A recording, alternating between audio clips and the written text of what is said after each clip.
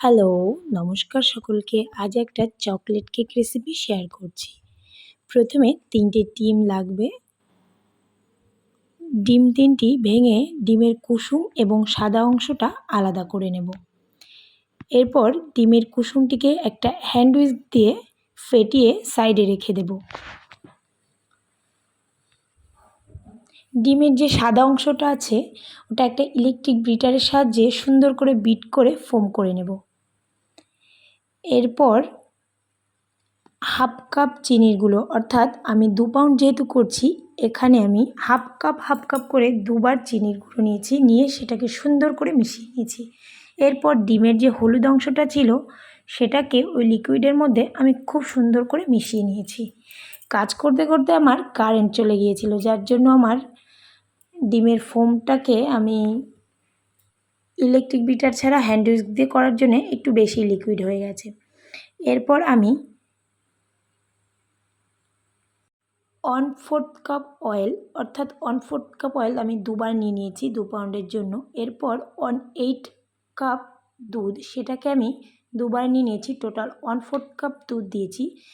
অন্য বাটিতে গুলিয়ে নিচ্ছি, কারণ তাহলে পুরো মিশ্রণটার সঙ্গে খুব ভালোভাবে মিশবে।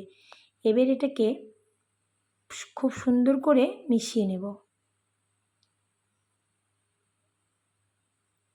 এটা সবসময় খেয়াল রাখতে হবে যেন এটা খুব সুন্দর করে মেশানো হয় এবং খুব আস্তে আস্তে মেশাতে হবে।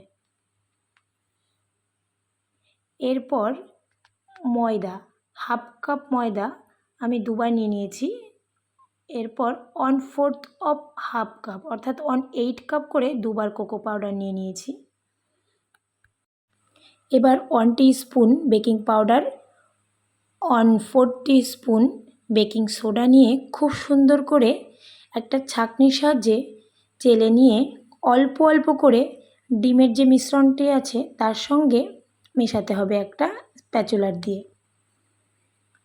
এটা 3-4 বারে করতে হবে, খুব সুন্দর করে আস্তে আস্তে করতে হবে। একবারে করলে কেকের স্পঞ্জটা হার্ড হয়ে যাবে।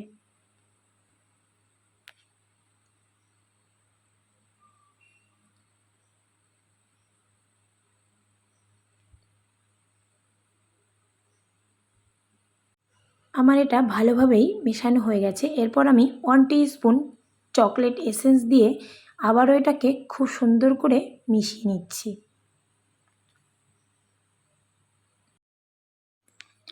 আমাদের চকলেট কেকের ব্যাটারটা ঠিক এরকম একটা ভাজ ভাজ পড়া হতে হবে, একদম পারফেক্ট।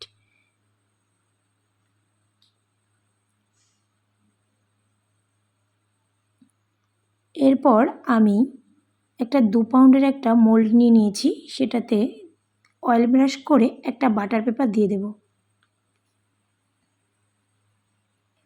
আমরা এখানে বাটার পেপার না থাকলেও নিউজ পেপারগুলো ইউজ করতে পারি।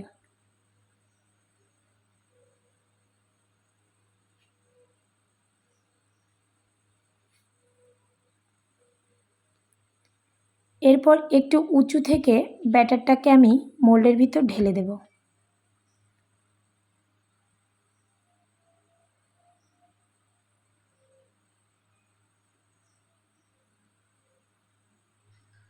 এবার 2 হাতের সাহায্যে আমি এটাকে একটু ড্যাব ড্যাব করে নিচ্ছি। এরপর একটা টিথপিক দিয়ে একটু ভালোভাবে নেড়ে চেড়ে দিলে এয়ার বাবলগুলো সেট হয়ে যাবে। আমি 35 মিনিট এটাকে বেক করব। 35 মিনিট বেক করে নিয়েছি। কেকটা একদম পারফেক্ট হয়েছে। আমি ঠান্ডা করে এটাকে মোল্ড আউট করে নেব।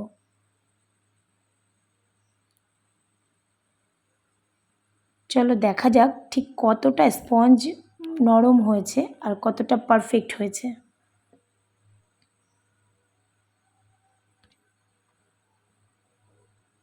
এবার হোয়াইট বাটার পেপারটাকে তুলে নিই।